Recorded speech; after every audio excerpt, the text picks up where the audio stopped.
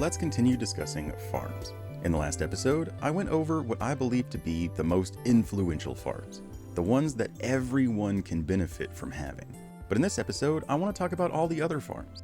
And really, I would break these down into two categories. One, that everyone can benefit from. Like everyone needs food, experience, gear, rockets, beacons, and wood. But everything past that is up to your personal playstyle. Their value is purely determined by your goals, or what things that they unlock for you to be able to do. Take a coral and seagrass farm as an example. It does give you coral, which you need in mass amounts for certain mob farms, so you can't really build those farms without this one. But if you're not decorating with coral and you're not building those farms, well, then it's pretty useless. Whereas everyone needs good food. Everyone needs experience. Everyone needs iron and gear and enchantments. You get all of that from this simple little farm. Then everyone needs rockets. You get that from mob farms. You get enough rockets to waste doing whatever you want. But you also get bone meal and string for bone mealers and for scaffolding. And you get spider eyes for potions and redstone and a bunch of other stuff. Then for bamboo, everyone uses torches, everyone uses chests, everyone uses wood to craft things. Bamboo is used by everyone. It benefits everyone. And then beacons, a lot of people don't use beacons because they're intimidated by the wither, right? And they're intimidated by getting the ore to build the beacon. Well, if you have an iron farm, the ore is non-existent. You get infinite iron just from a simple farm. And then fighting the wither is not as hard as it seems. If you fight it above ground and you come prepared, it's really easy to beat. But there's also suffocators that are easy to build and, don't require any skill to use. You just kill the wither by making it suffocate. But the point is that a beacon is one of the most influential, beneficial things in the entire game. And not because of the movement speed or the jump height or the regeneration, but for the haste, the block breaking speed. Everyone breaks blocks, regardless of your playstyle. So those are the four influential ones. I never play on any world without building those four farms. But what are the best farms? Now, a lot of people say that raid farms are the best farm. But in my opinion, they're actually one of the worst. They don't give you anything special except for totems. And how many totems do we actually need? Unless you're popping totems left and right, we only need a handful of totems and we're good forever. Or at least for hours and hours and days. And aside from that, they give you emeralds, but an infinite emerald farm would be way better. And plus, the only reason you would need emeralds from a farm is if you either didn't cure your villagers, or you want to get thousands and thousands and thousands of quartz trades really quickly. If you have 200 masons. A lot of it just boils down to your current needs. If you need tens of thousands of quartz, build an emerald farm. Or if you want a few totems, build a simple raid farm. It's what unique items does that farm provide? Or what is the diversity of those items? In the last episode, I mentioned how a piggy trader is one of the most lucrative farms. It gives you so many items and such a huge variation for those items. But this isn't going to change the way that you play the game. Not like those fundamental four. Because not everyone is going to need obsidian. Not everyone's going to need quartz or blackstone or ender pearls.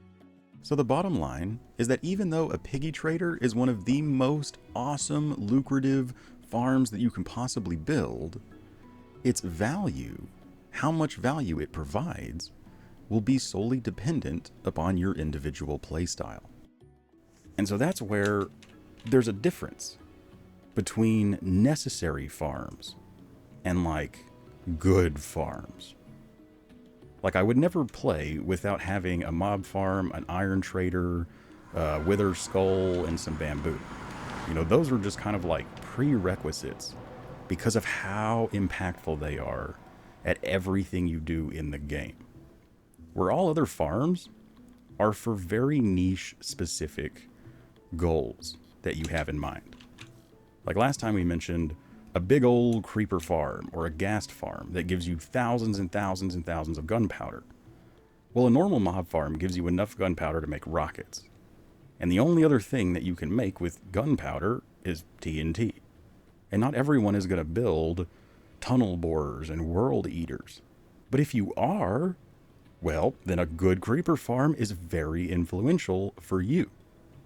And that's a difference between the necessary ones and like the good ones, if that makes sense. Kind of like a raid farm, that once you get a couple of totems, you never need that farm ever again. Farms that like have a limit to their usefulness. Like how flowers produce so many flowers that it becomes useless really quickly, like after the first time you use it.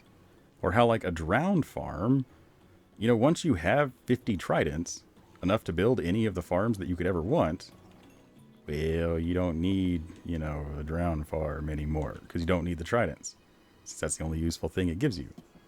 Or, a lot of farms are like that as well, where they have a limit to their usefulness. But I mean, like gathering tridents by hand, jeez, like that's super painful, especially if you're building like a guardian farm or something that needs like 20 tridents. Doing that by hand could be a nightmare. So you could spend the same amount of time gathering those tridents by hand as you could building a simple drown farm for tridents. Even if you only use it one time, you have it for later. So it's like the same amount of time to build something versus gathering that something by hand.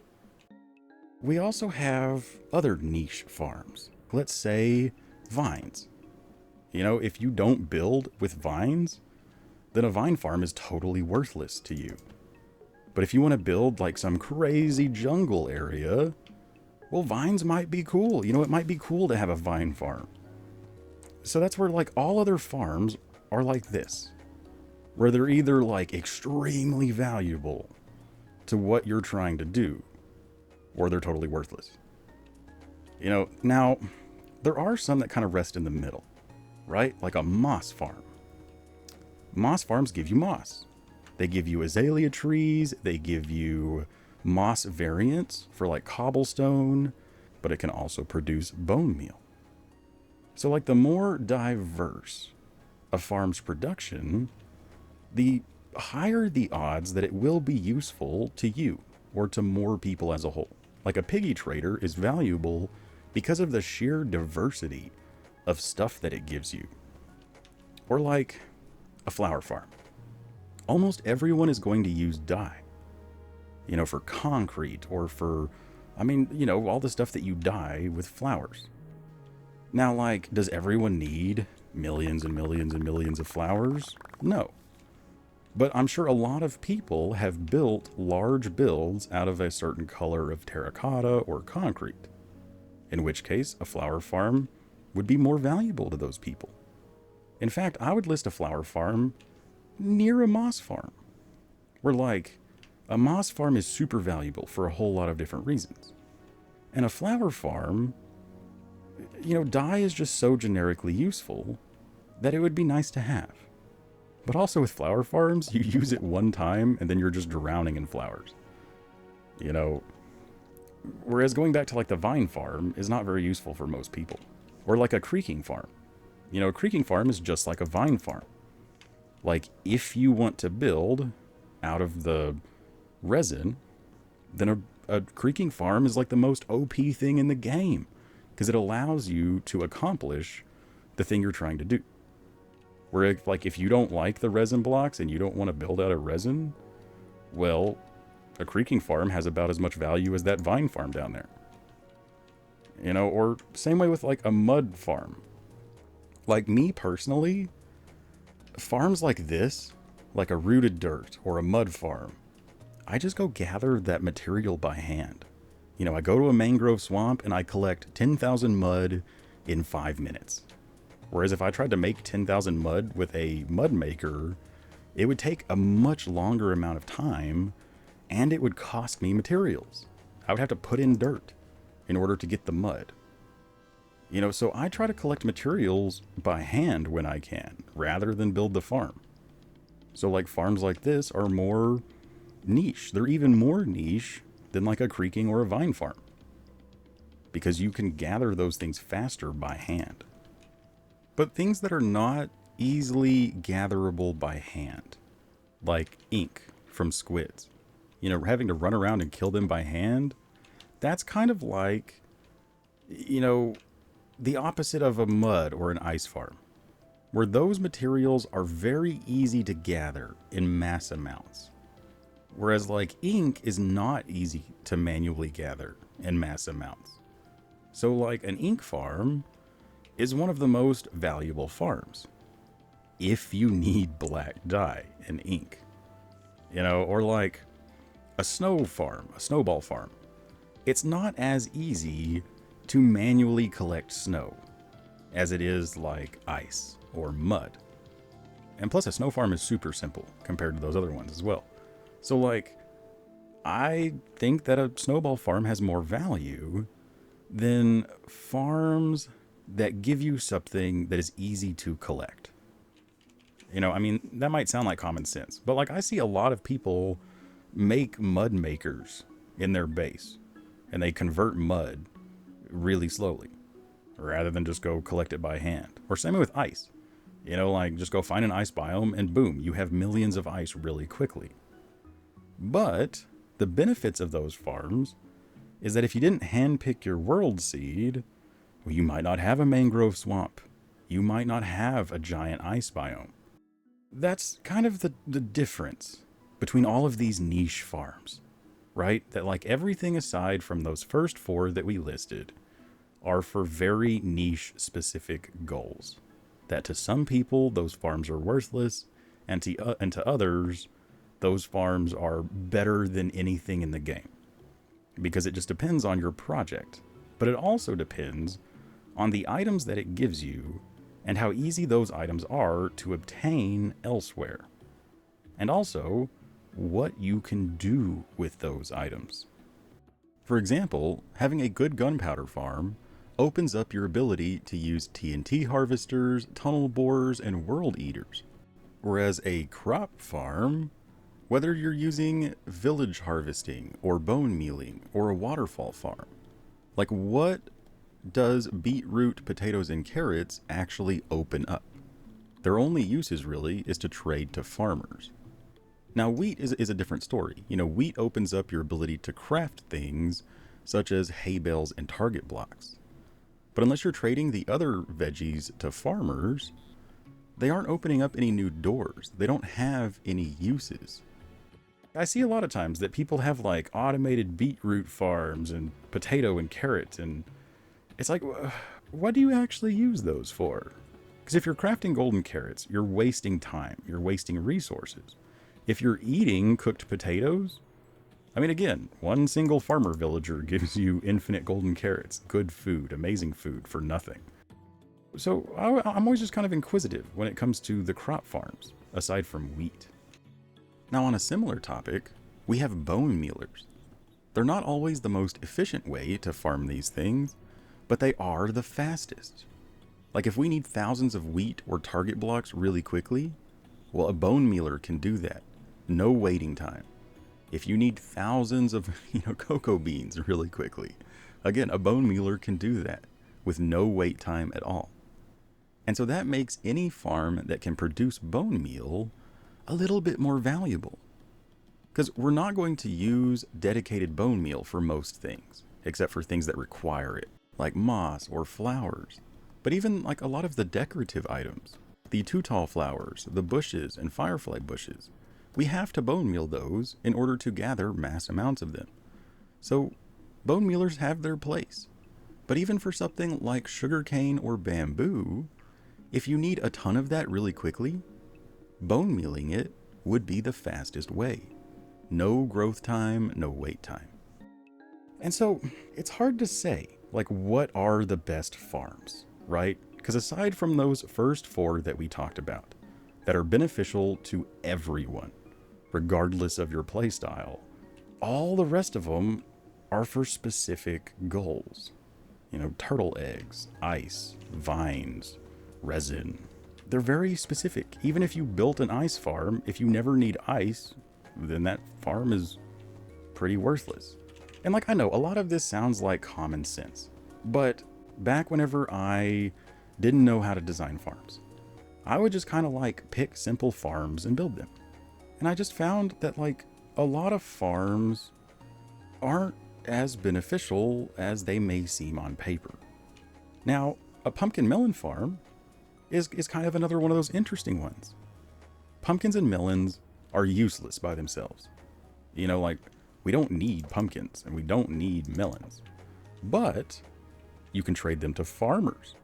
You can get infinite experience. You can get infinite food. You can use those emeralds to then buy gear. But you can also bone meal the pumpkins and melons. And the production is so crazy high that the bone meal production is actually pretty good. And this farm is super simple to build. And in fact, like the rates are so high on these farms that I had to go in and break all the dust. Because like my collection systems were filled up and these were lagging out my world.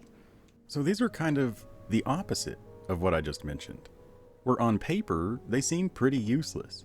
Like, oh, what do we need a farm that produces pumpkins and melons for? But in reality, we can use these pumpkins and melons to get infinite experience, infinite golden carrots, infinite emeralds, infinite gear, and bone meal in super fast, simple ways. I mean, that's crazy value. So the benefits of a farm are not always apparent. Now, some things are. Like sugarcane just gives you paper. Bamboo gives you wood. But like chicken farms end up being made irrelevant by villagers. Or like dripstone and netherwort. They just give you what it shows. There's no hidden benefit there, really. Netherwort lets you make potions or craft nether blocks. You know, but if you don't need that, you don't need those. Dripstone is a decorative item, has some extra damage potential, and can make more of itself. Again, like, I know what I'm saying might sound like common sense, but it's something that's interesting. But there are really only 4 farms, really only 2 farms, that like dramatically improve your gameplay. Because like with bamboo, you don't need to make a farm for it, you can just grow bamboo and harvest it naturally. Or like wither skeletons, you can always just kill them by hand and get a beacon. But like a village trader iron farm and a mob farm, especially at your base, they're just so revolutionarily game changing that it makes all of their farms seem less valuable unless you have that goal in mind. Or like a guardian farm. My mind went blank. It's great for experience, but again, we can get experience from a single farmer. But like for sea lanterns and prismarine, well, it's the only way that you can gather that material. You know, unless you want to go around and destroy ocean monuments by hand. So yeah, like if you haven't figured out what farms to build, what I would recommend is, if you haven't already, build an iron farm trader. That gives you all of your basics. Then build a mob farm. And I don't even like building a dedicated AFK mob farm. I like building one at my base that just uses fall damage, doesn't even get looting. Because that gives you enough gunpowder to make rockets, plus all of the other random items, like bone meal and redstone and spider eyes. And then past that, we have bamboo, wither skulls, piggy trader, and gold farm. Those are all very lucrative, very beneficial. And then the rest is up to personal preference, really. Like some of the ones that stick out to me are a moss farm for moss and bone meal, netherwort for bricks and potions, pumpkin melon to trade to your farmers to get infinite experience really quickly, lots of emeralds really quickly, and have the bone meal option as well. And aside from those, again, it's just really up to personal preference at that point.